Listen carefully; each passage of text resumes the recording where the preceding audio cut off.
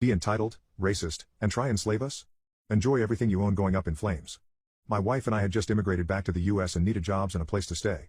We thought we'd struck gold when a fabulously wealthy woman hired myself as a groundskeeper and maintenance guy and my wife as a cook and maid for her elderly parents. The pay was low, but part of it involved being able to live rent-free in the second house on the estate. The elderly couple were extremely senile, but still the sweetest old folks you can imagine. Then about 3 months in, my wife noticed the pantry was not being restocked by the grocery delivery company that normally did these things. We contacted our employer, who flew into a rage that managing that sort of thing was our responsibility, so she had canceled the delivery service without telling us. It became apparent that she fully expected us to notice and take care of it ourselves. When I asked her how she expected us to buy groceries for her parents when she didn't even tell us she had canceled the service, she became extremely irate. Direct quote: "Then why the F do I sign a check to each of you every week?"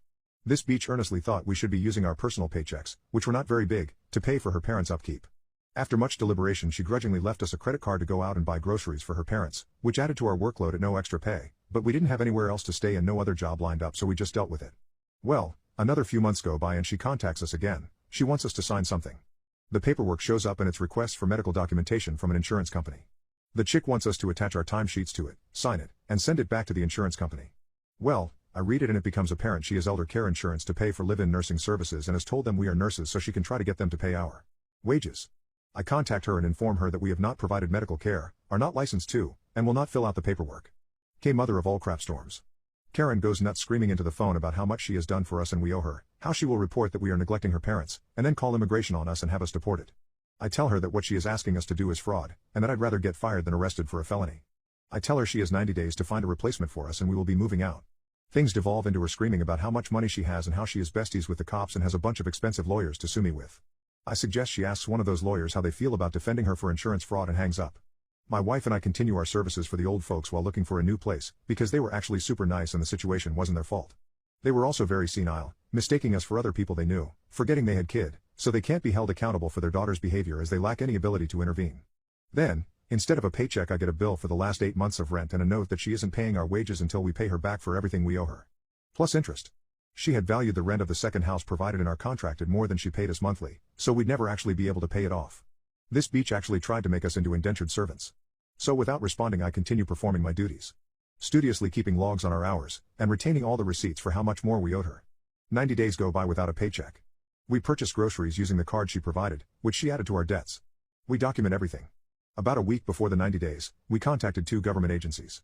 First, the State Department of Labor to report exploitation. Second, Adult Protective Services to inform them that an elderly couple that requires caretaking are going to no longer have caretakers and that their daughter has refused to provide it. Then we call her and inform her she is going to be receiving some phone calls from these agencies shortly and should probably contact her attorney. There was about a 60 seconds dead silence on the phone, then hysterical laughter and she hung up. Okay. Not the response I expected, but F it, 1 more week and we're gone. 8 hours later she shows up in the driveway in a rental car. This beach bought a one-way plane ticket to come out to the estate and report us to the cops for trespassing on the property. This, of course, doesn't work because we have a tenancy contract and if she wants us gone she has to utilize the legal eviction process. She then tries to claim we are illegal aliens and N-words, which a quick glance in our wallets at our IDs by the cops proves false. She is starting to shriek at them about whether they know who she is or how expensive her lawyers are. The cops look at her with that unique combination of irritated and amused. They advise her not to talk to us or attempt to enter or go near the guest house. She moves into the parents' house that night and presumably takes over our duties.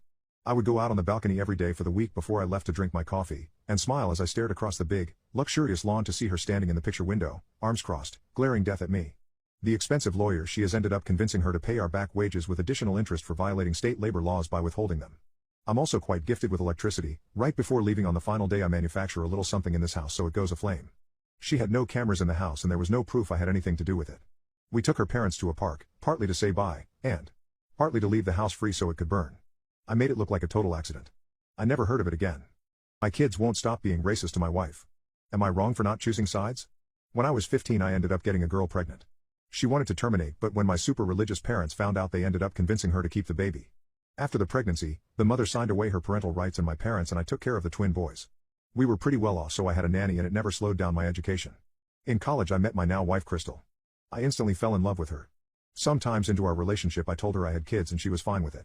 Later in our relationship she met the boys, but they were thrown off by her very quickly. Later on, Crystal and I got married and she moved in. The boys warmed up to her. They would nap with her and even on her periods where she would have some bad cramps they would take turns feeding her while one lay on her stomach for warmth and pressure. However, the town we now lived in was quite white and conservative. Crystal was black. Once, my wife dropped off the boys to school and kissed them. Their classmates picked on them for having a milk chocolate mom, and to retaliate, the boys she was their nanny. We talked about it and my wife chose to never accompany them to school again. 5 months ago I celebrated my 7-year wedding anniversary with my wife and posted it online. It was great until one of my kids' classmates found it and showed other people and my boys started getting picked on for having a milk chocolate mom again, and especially a mom so dark. They were lashing out at my wife and saying very nasty and disrespectful things to her. Even going as far as calling her the N-word. I saw one of the classmates commenting something disrespectful about it on the post, and one of my boys actually replied agreeing and laughing alongside him. I reported it, but chose not to say anything to anyone. This shocked me as I had not seen this behavior from them ever. 2 months later I got a call from a woman named Beth who claimed to be the mother of my children, and surely enough it was true. She came back saying she wanted to check up on the boys and see how they were doing. I talked to my wife about this and she figured it would be good for the boys to meet their biological mom. They met up and it all seemed good. At this point, my wife's dream trip was approaching. For context, this is a certain trip that my wife has always dreamed of going on.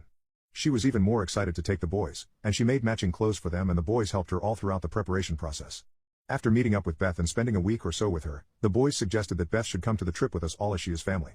However, there were only 4 tickets and this trip had been planned out and booked a year prior. It would be difficult to accommodate a 5th person since most of the events and tickets were sold out. The older twin suggested Beth comes instead of my wife since it's a family trip. My wife started to beg and plead with them that they had been planning this trip for a long time and it was their trip. I told the boys that Beth would not be going on this trip. I went on a business trip for 2 the next day.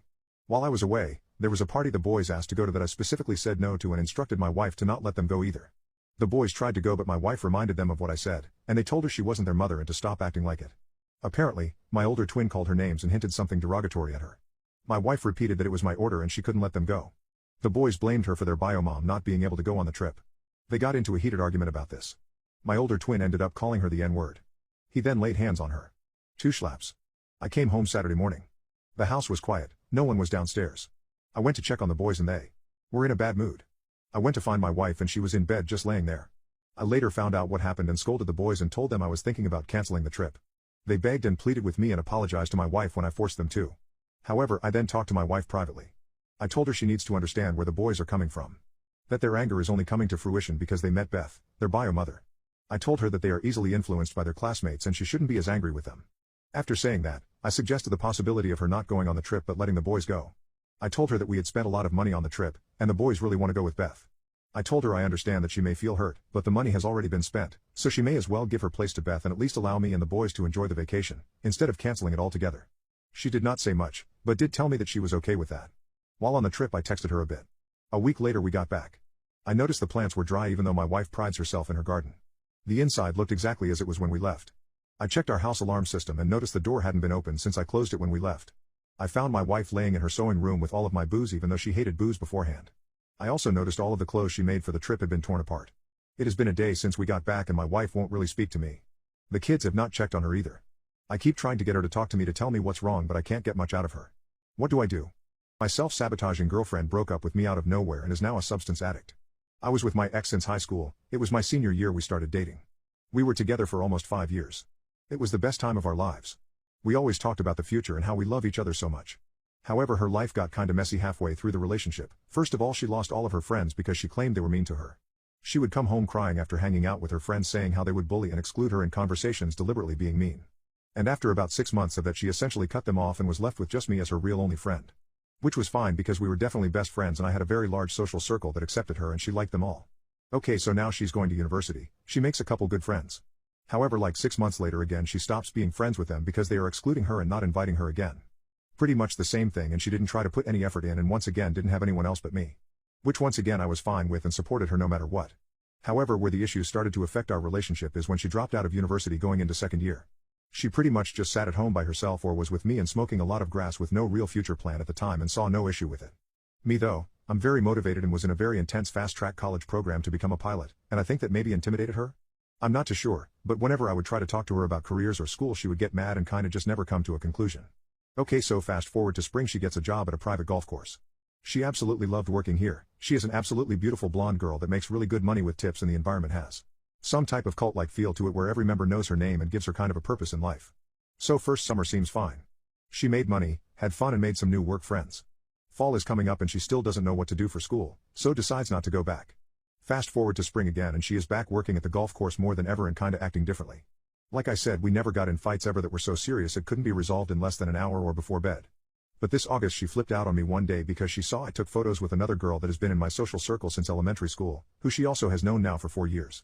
My girlfriend was also insecure, but I had no idea me taking photos would result in this. She saw the photos by going on my phone when I was sleeping, even though I always let her on my phone anyway.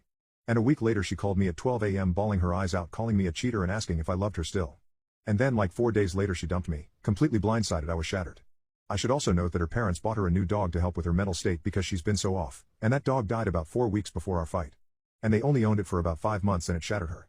Okay, so after she breaks up with me she tells me she still loves me and wants to talk to me every day. I was very confused by this. She also told me that she wants to get back together in the future and she just needs time to heal. So like 2 days go by of us talking. And I tell her that this is bullcrap and isn't fair to me. So I initiated no contact, and this is about mid-August. Fast forward to end of August, I get a phone call for a job offer at my first pick major airline. It was like a blessing from God. I'm a good-looking 22-year-old man that's going to be making $70 an hour with great opportunities ahead of me. So after we break up too, I learn she's been sneakily doing way too meds at work since last summer. She's been doing Addy recreationally, and a work colleague who is a 50-year-old woman has been supplying them to her for free. Take into that this 50-year-old now hangs out with my 20-year-old girlfriend, just them two, drinking wine and doing Addy together, and this is one of her only friends. Fast forward to September, she reaches out to me and wishes me happy birthday. Then a week later she finds out about my new job, and reaches out again congratulating me and saying how proud she is and a bunch of small talk. Then another week goes by and it's our university homecoming. She doesn't have any friends though. So she decides to go out with her original high school friends who used to bully her to the point where she would cry and be shaking when I would pick her up. Later that day, I got a phone call from her but didn't answer because I was drinking and busy and just didn't notice at the time. So I texted her the next day just asking if she had something important to say. And she replied with, "Sorry, it was an accident. I highly doubt you can call someone by accident, especially when you don't talk anymore."